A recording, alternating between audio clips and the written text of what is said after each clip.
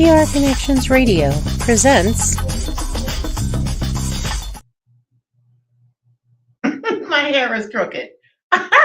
Good afternoon. Welcome back to Cozy Up and Pay Attention, Season 2. Hold on a second. Which way do I set it?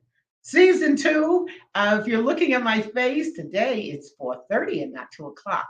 I had to accommodate my guests. We have a non-parent on today who's going to share her choices about parenthood or non-parenthood. If you would kindly take a deep breath and let it out. I'll be right back. Cozy Stone is a multi-talented comedian extraordinaire who has a real lust for life. She also combines humor and motivation, where she is known as a humorvational speaker. Her youthful ways and positive light make her a beacon for those of all ages. Cozy has lived a remarkable life that has paved the way for so many. She had the longest running open mic venue of 11 years at Tommy Rockers in Vegas, called Cozy's Comedy Corner, through which she introduced many up-and-coming comedians. Before going into comedy, she was one of the first female personal trainers and one of the top fitness trainers in the world. She has trained many greats such as Billie Jean King, Roberta Flack, Andrew Young, Ed Bradley, CCH Pounder, Al Pacino, and Earl Monroe. As a former competitive bodybuilder, she also owned a bodybuilding gym for women over 40 in Los Angeles for several years. She has worked in top positions for HBO, Playboy, and Tony Robbins.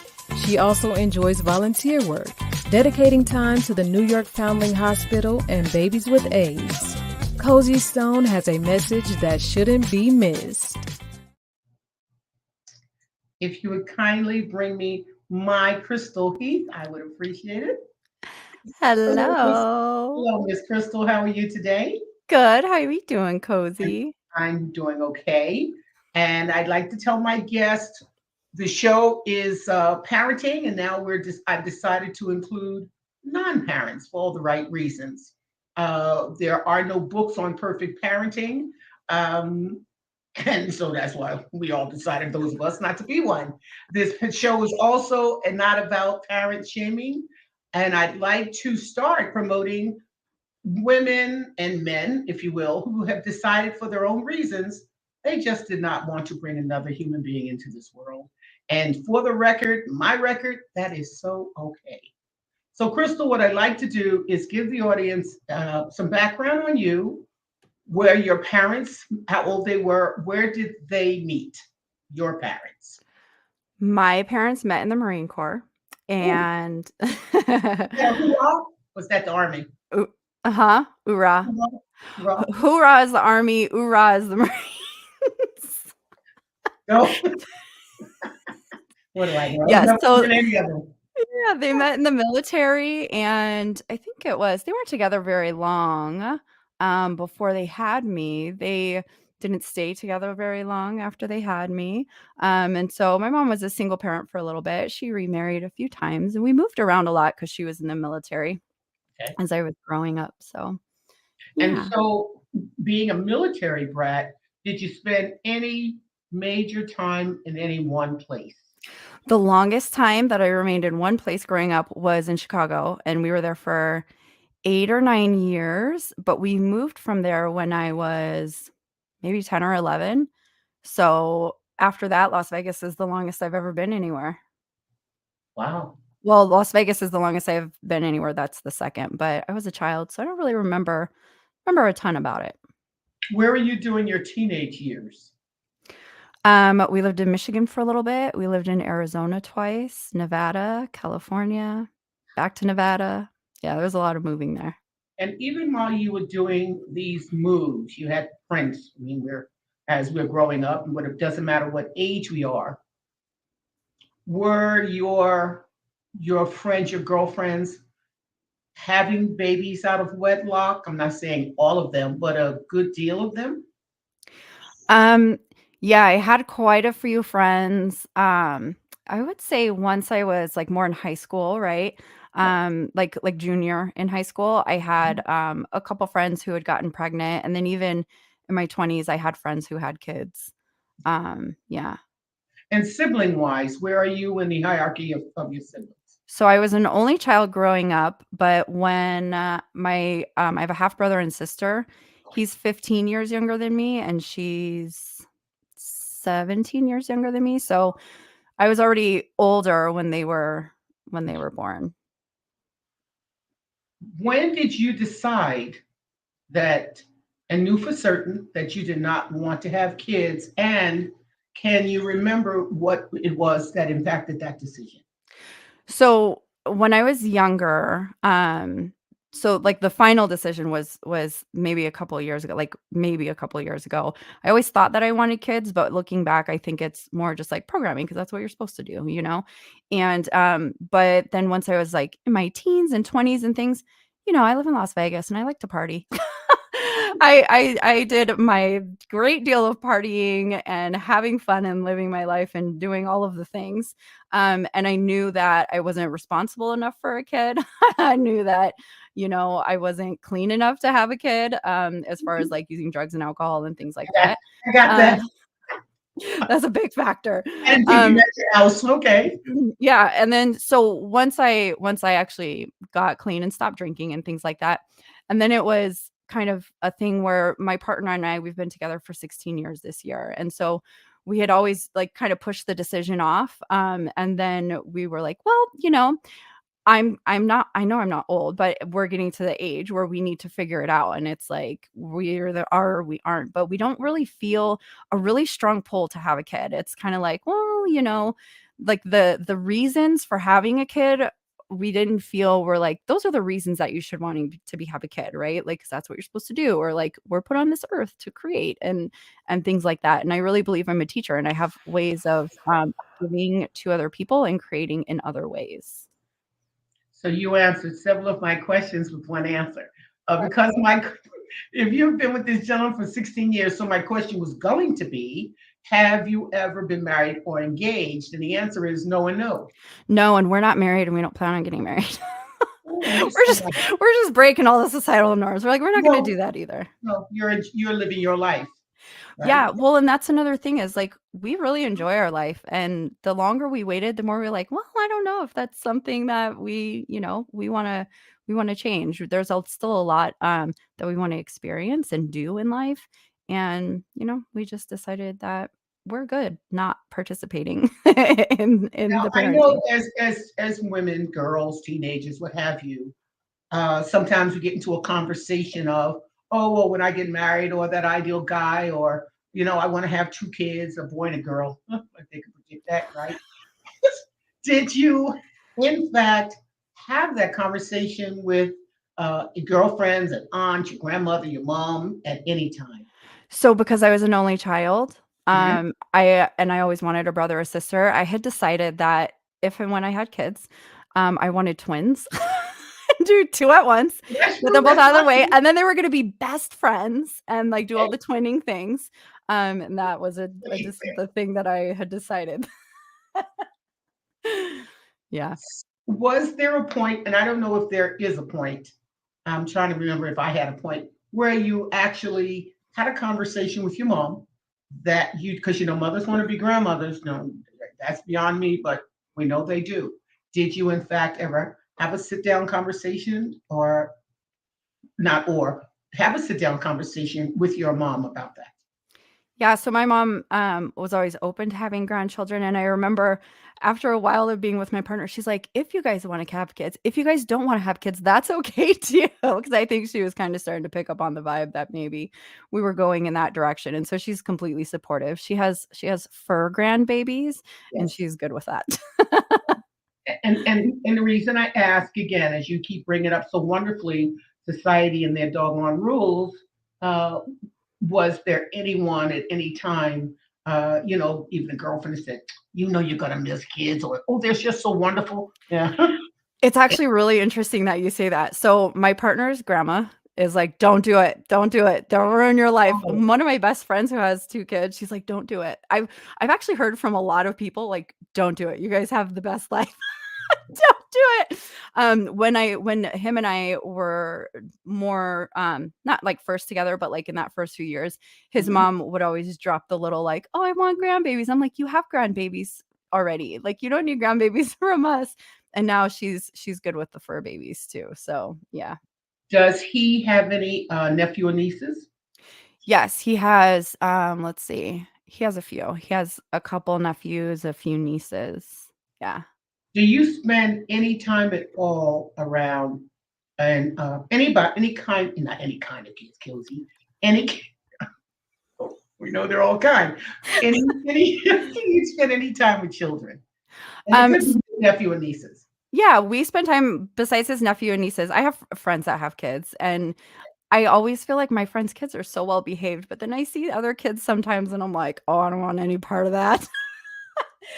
So I've been really lucky to be around people who have really great behaved kids.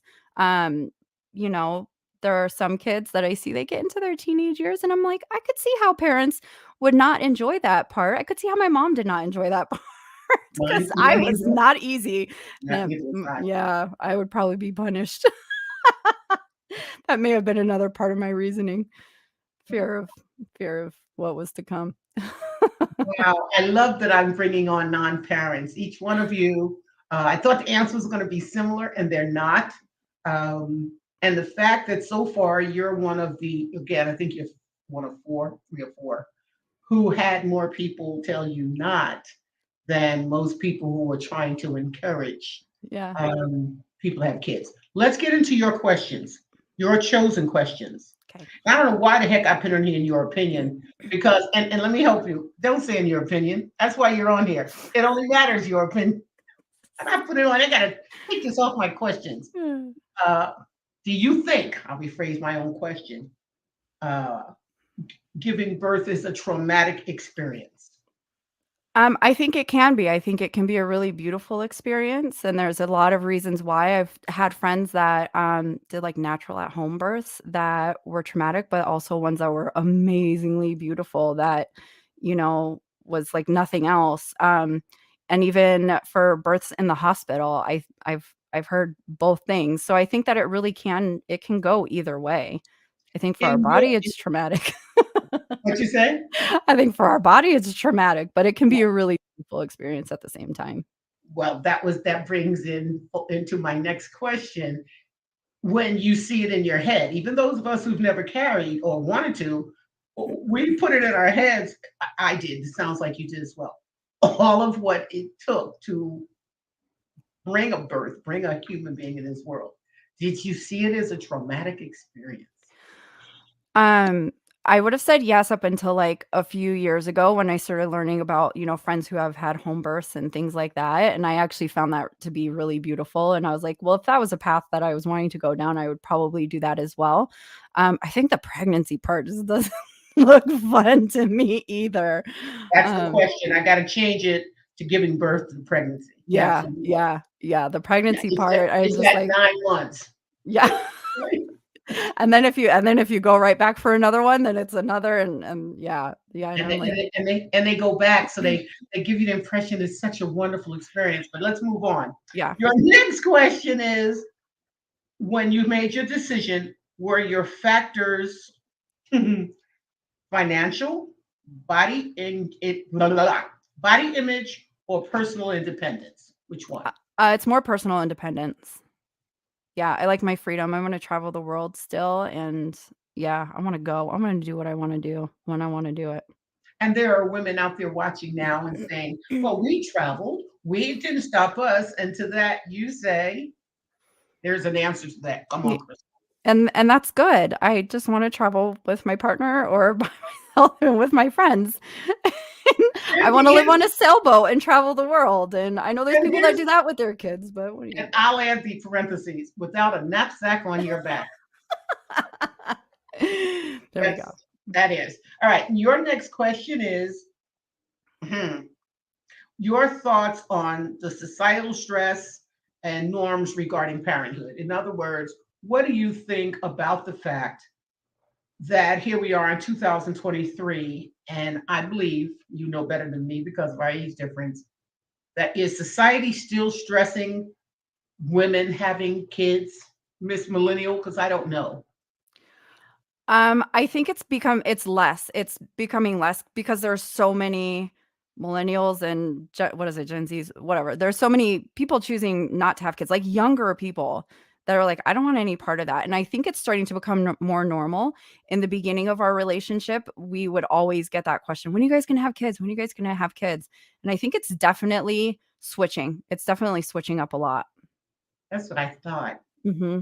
See how much that makes me smile. There's a lady who was writing a book about like deciding to not be a parent, like for women, and like empowering that and encouraging that, because it may not be for everybody, and that's okay. Either way is okay.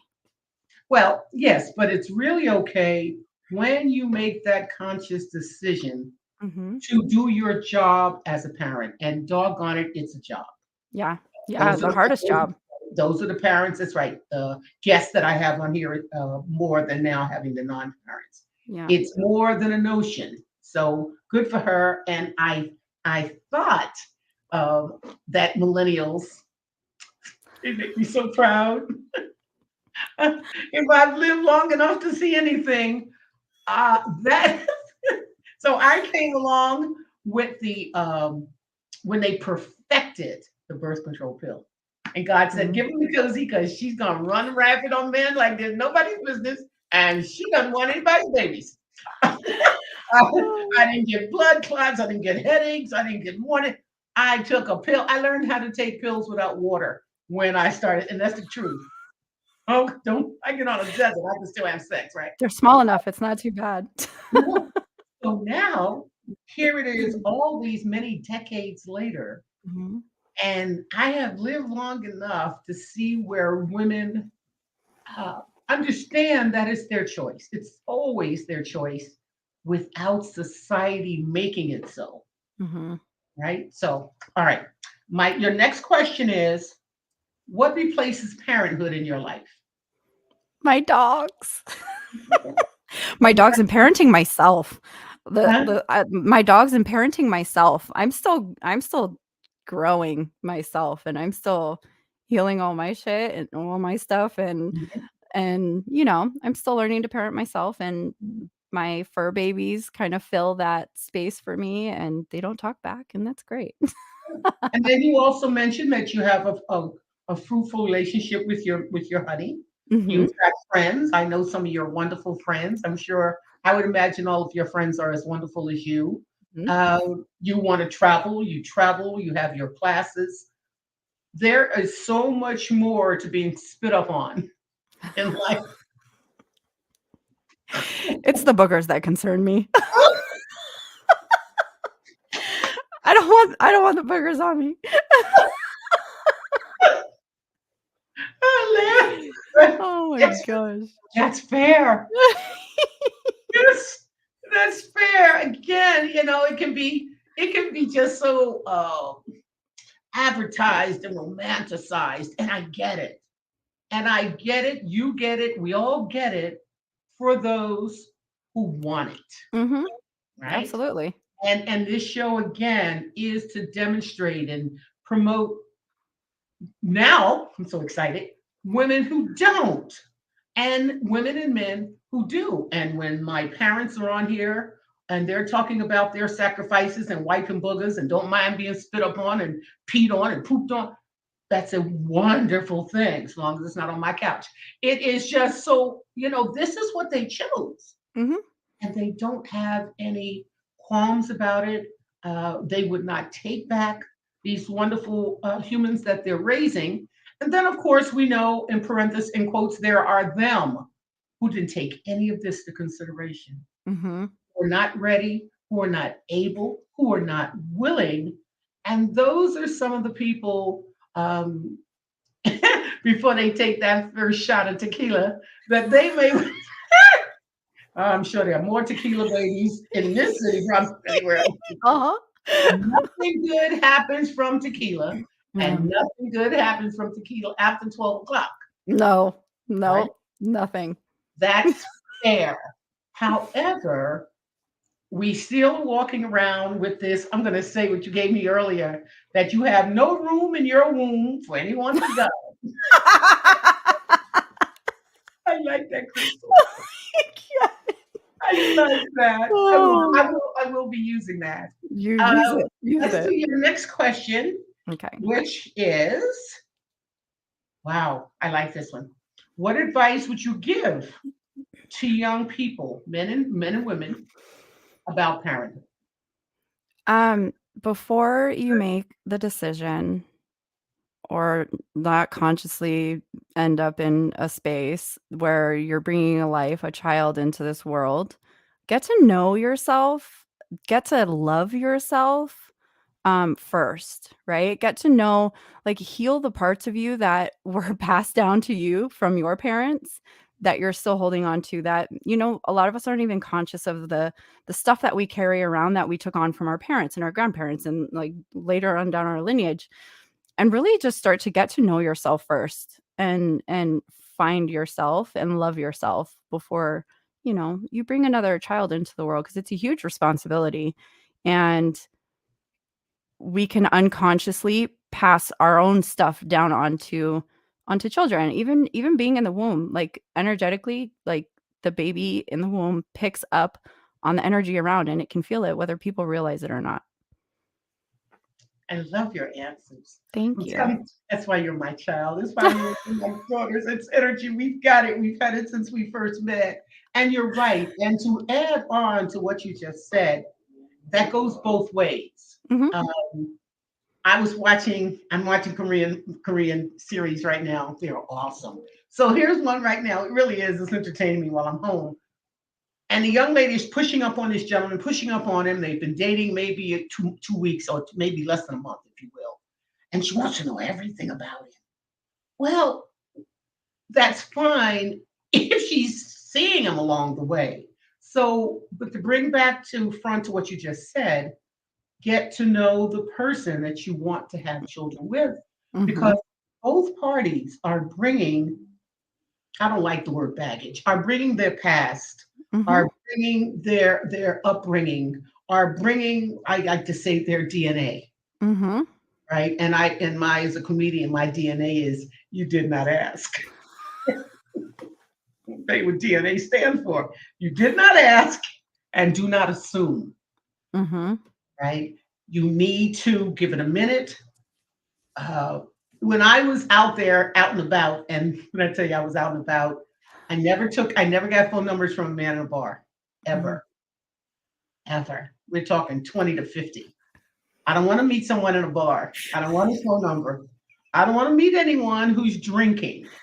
Mhm. Now, if there was someone that I really wanted to bump up on, I would get his number.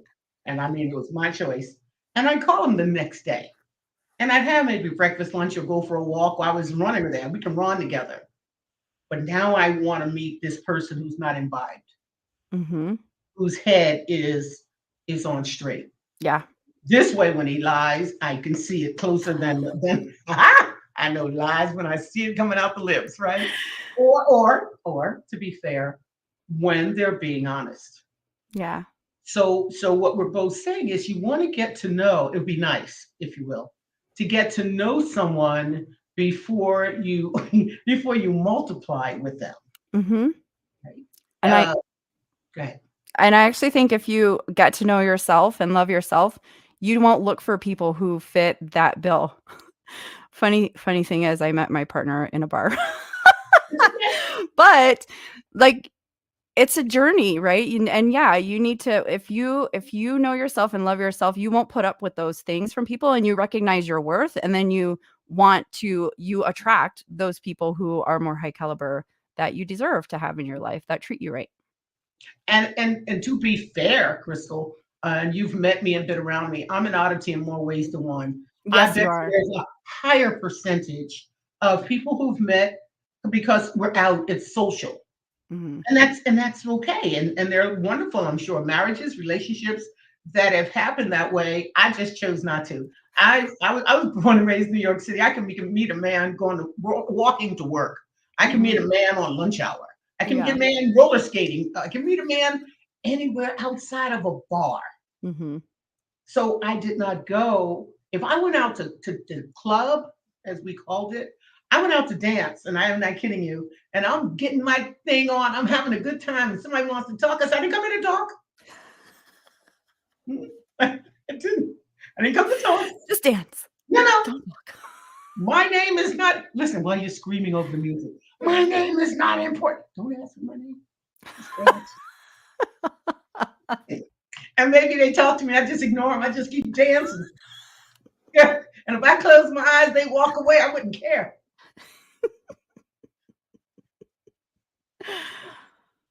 I went out to have a good time. Mm-hmm. I'm a social animal. I don't care who I dance with. I really don't. I can stand in the middle of the floor and dance by myself. But I'm not trying to meet. I really mean that. I never wanted to meet anybody who's already drinking. Yeah. We go out, we have a drink, and that kind of thing. That's one thing. So let's get to your fun question. We've done well, Crystal. Thank you. You're fun. Oh, this is cute. What three foods would you like to eat for the rest of your life? What three foods? Okay, hold on, let me think about this. Lately I love avocado pudding, which does not sound amazing, but it is amazing. But I love cake. So I would eat cake for the rest of my life. And Thai food. Anything Thai food. Okay. Mhm. That's well, you've got your food group, your main food group, and then you've got your desserts. Because I'm going to ask, can you put avocado pudding on the top of the cake?